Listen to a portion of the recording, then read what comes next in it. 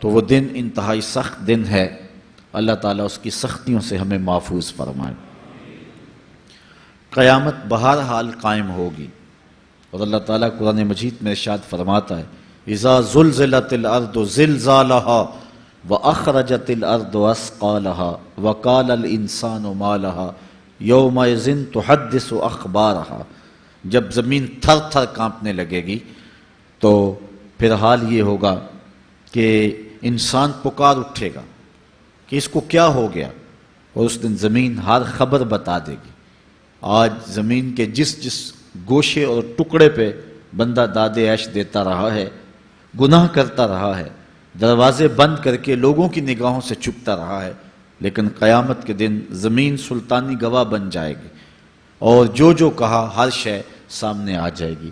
اسی طرح جو نیکی جہاں بھی کی ہے وہ بھی قیامت کے دن سامنے آ جائے گی۔ قیامت قائم ہونے سے قبل کچھ نشانیاں ظاہر ہوں گی جو حضور علیہ السلام نے بیان فرمائی۔ قیامت کب قائم ہوگی اس کے وقت کا تعین نہیں فرمایا، بلکہ جب بھی آئے گی اچانک آئے گی، لیکن اتنا بتایا کہ دن جمعۃ المبارک کا ہوگا اور عاشورے کا دن ہوگا، 10 محرم الحرام کی تاریخ ہوگی، اور شام کے میدان میں میدان محشر لگے گا۔ اسرائیل علیہ السلام سور پھونکیں گے، اور اس کی آواز سے پہلے تو خوف پیدا ہوگا، پھر خوف بڑھتا جائے گا اور آواز بھی تیز ہوتی جائے گی۔ اس کی تیزی اور ہولناکی ایسی ہوگی کہ کانوں کے پردے پھٹنے لگیں گے، پھر اس کے بعد جو ہے وہ ہر شے اڑنے لگے گی۔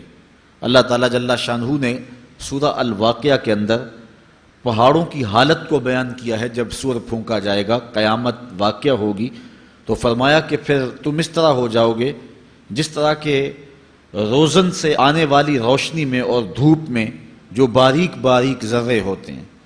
کبھی آپ نے دیکھا ہو اندھیرے کمرے میں کسی جانب سے تھوڑا سا سوراخ اور اندر دھوپ آ رہی ہو، تو آپ ایک گوشے اور زاویے میں کھڑے ہو کے دیکھیں تو اس میں چھوٹے چھوٹے اڑتے ہوئے ذرات دکھائی دیتے ہیں۔ ان کو اگر آپ ہاتھ میں پکڑے مٹھی کھولیں تو کچھ نہیں ہوں گے، ہوتے تو ہیں لیکن باریک اتنے ہیں کہ وہ نظر نہیں آتے، تو ان کو عربی میں ہوا کہتے ہیں۔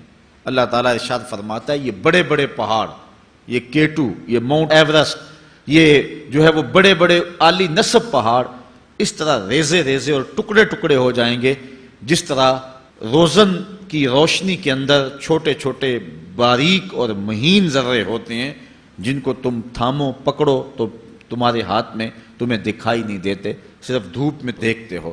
تو اس طرح یہ پہاڑ اتنے باریک حصوں میں بٹ جائیں گے، وہ اتنا زوردار جھٹکا ہوگا، اور انسانوں کو وہ جھٹکا زمین سے کھینچ کے باہر لے آئے گا۔ جتنے بھی قبروں میں گڑے ہوئے مردے ہوں گے، جب وہ جھٹکا آئے گا جس کو اللہ تعالیٰ نے ارشاد فرمایا اذا زلزلت الارض زلزالها واخرجت الارض اثقالها، زمین سارے بوجھ اگل دے گی، حتیٰ کہ درخت جڑوں سمیت باہر آ جائیں گے، پہاڑ اپنی تمام تر قوتوں سمیت جڑوں سمیت باہر آ جائیں گے، اور جتنے بھی زمین کے اندر دفینے اور خزانے ہیں سب باہر آ جائیں گے، قبروں میں گڑے ہوئے مردے بھی باہر آ جائیں گے، پھر اس کے بعد ٹوٹ پھوٹ کا شکار ہوں گے، پوری کائنات موت کی آغوش میں چلی جائے گی۔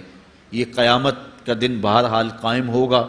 کافر کہتے تھے کہ جس قیامت سے ہمیں ڈراتے ہو وہ لاؤ کہاں ہے، تو ان کے مطالبے پہ فوراً قیامت قائم تو نہیں کی جا سکتی تھی۔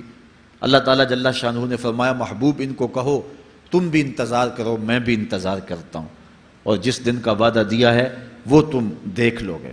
اور سورہ الواقعہ میں ارشاد فرمایا اذا وقعت الواقعہ لیس لوقعتها کاذبہ، جس دن وہ قائم ہوگی تو پھر کوئی انکار نہیں کرے گا۔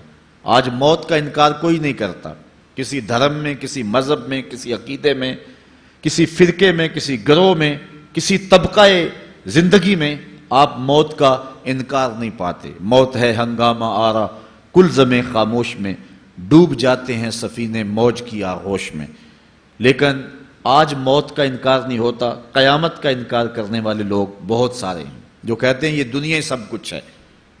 آج کل تو بہت سارے مسلمانوں کا انداز بھی یہ ہو گیا ہوا ہے کہ وہ قولاً تو نہیں لیکن جو عملی زندگی ہے وہ اسی بات کی گواہی دے رہی ہے جس طرح سب کچھ یہی دنیا ہو اور آخرت کوئی نہیں ہے۔ رویہ، انداز، طرز زندگی اور انداز معاشرت اسی کی طرف اشارہ دے رہے ہیں اور اسی بات کی چغلی کھا رہے ہیں کہ بس یہی دنیا ہے، بابر بیش کوش کہ عالم دوبارہ نیست۔ بابر نے کہا تھا کہ جو ہے وہ عیش کر لے، زندگی سے لطف اٹھا لے، دوبارہ زندگی نہیں ہے۔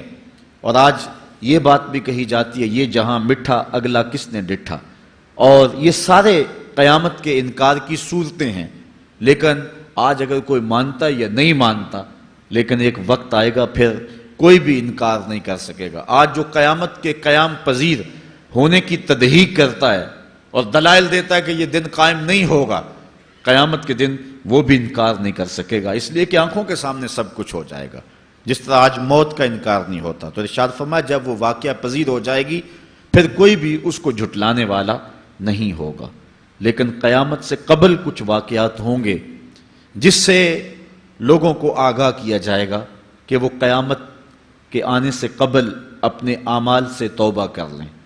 آج تو توبہ کا دروازہ کھلا ہے، لیکن قرب قیامت میں سورج مغرب سے دوبارہ طلوع ہو جائے گا، جو ہی غروب ہوگا، غروب ہونے کے بعد دوبارہ طلوع ہو کے عصر کے وقت پہ آ جائے گا، اور پھر اس کے بعد دوبارہ غروب ہو جائے گا۔ تو یہ قیامت سے 40 سال پہلے ہوگا، اس کے بعد توبہ کا دروازہ بند کر دیا جائے گا۔ اگر کوئی توبہ کرے گا بھی تو قبول نہیں ہوگی۔ آج ہمیں موقع دیا گیا ہے کہ مرنے سے 1 سال پہلے بھی توبہ کر لیں، 1 مہینہ پہلے بھی توبہ کر لیں، موت سے 1 دن پہلے بھی توبہ کر لیں، 1 گھنٹہ پہلے بھی توبہ کر لیں، 1 لمحہ پہلے بھی توبہ کر لیں۔ اللہ تعالیٰ یہ نہیں دیکھتا کہ اس کی ساری زندگی گناہوں میں گزری ہے، وہ دیکھتا ہے میرا بندہ آخر میری چوکھٹ پہ آ گیا، وہ پچھلے سارے گناہ معاف فرما دیتا۔ بلکہ حضور علیہ السلام نے صحابہ کو ایک مثال سے سمجھایا کہ ایک آدمی جنگل میں سفر کر رہا تھا، اور اونٹ کے اوپر اس کا سامان بھی تھا، اس کی ضروریات زندگی بھی تھیں، اس کا توشہ بھی تھا، کھانا پینا بھی تھا، خود بھی سوار تھا۔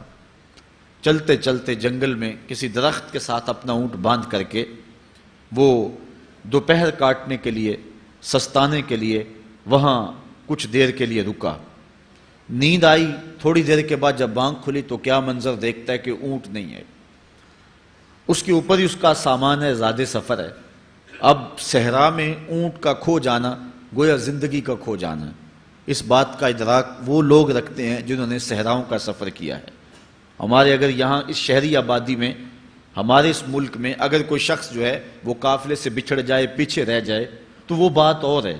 یہاں انسانی آبادی ہے، اور جنگلوں میں، صحراؤں میں جہاں کئی کئی 100 میل تک کوئی انسانی اور حیوانی آبادی نظر نہیں آتی، تو وہاں سواری کا اور توشہ سفر کا جو ہے وہ ہٹ جانا اور جدا ہو جانا اور گم جانا، یہ سیدھی سیدھی موت ہے۔ اب اس نے دائیں بائیں بھاگ کر کے دیکھا کہ اونٹ کہیں ملے، لیکن اونٹ نہیں ملا، تو وہ دوبارہ آ کے اس درخت کے ساتھ ٹیک لگا کے بیٹھ گیا موت کے انتظار میں کہ اب توشہ سفر بھی گیا، سامان سفر بھی گیا، سواری بھی گئی، اور یہاں کوئی انسانی آبادی بھی نہیں ہے، تو اب موت کا ہی انتظار ہے۔ تو وہ موت کے انتظار میں بیٹھ گیا۔ اچانک اس کو نیند آ گئی، تھوڑی دیر کے بعد آنکھ کھلی تو اس نے کیا منظر دیکھا کہ اونٹ جو ہے وہ اس کے پاس کھڑا ہوا ہے اور ماں ساز و سامان کھڑا ہوا ہے۔ تو پھر اس کو اتنی خوشی ہوئی، اونٹ کیا ملا، زندگی مل گئی۔ اس نے کہا اللہم انت عبدی وانا ربک، اے اللہ تو میرا بندہ اور میں تیرا رب۔ کہنا اس نے یہ تھا اے اللہ میں تیرا بندہ اور تو میرا رب، لیکن فرحت و مسرت سے، وفور خوشی سے اس کی زبان بل کھا گئی، اور اسے خوشی میں ہوش ہی نہ رہا کہ میں کیا کہہ رہا ہوں۔ وہ کیا کسی نے کہا تھا کہ جب بھی تیری قربت کے امکان نظر آئے ہم اتنے خوش ہوئے کہ پریشان نظر آئے۔ یا وہ کسی نے کہا تھا کسی کے آنے سے ایسے ہوش اڑے ساقی کے، شراب سیخ پہ ڈالی اور بوتل میں کباب۔ تو کبھی ایسا بھی ہو جاتا ہے کہ انسان وفور مسرت کے اندر جو کہنا ہوتا ہے اس کے برعکس کوئی بات کہہ دیتا ہے، یہ اس کی خوشی کی انتہا کی کیفیت ہے۔ تو اس نے کہا اللہم انت عبدی وانا ربک، اے اللہ تو میرا بندہ اور جو ہے وہ میں تیرا رب۔ یہ جوش مسرت سے یہ بات اس کے منہ سے نکلی۔ حضور نے صحابہ کو فرمایا صحابہ بتاؤ اس بندے کو کتنی کو خوشی ہوئی ہے؟